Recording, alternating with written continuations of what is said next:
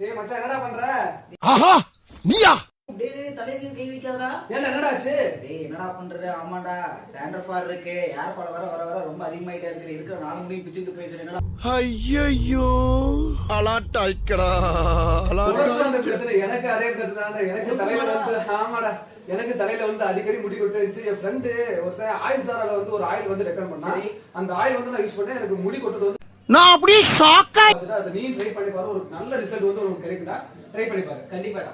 நம்ம ஆயுஷ் தாரோட கருப்பு hair oil பொடுகு பிரச்சனை, முடி கொட்டுற பிரச்சனைக்கு 15 நாள்லேயே நல்ல ரிசல்ட் கிடைக்கும்.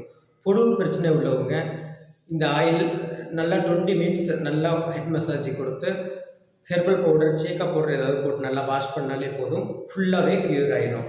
15 டேஸில் முடி கொட்டுற ப்ராப்ளம்ஸ் ஸ்டாப் ஆகி நல்ல ஹேர் க்ரோத் கிடைக்கும்.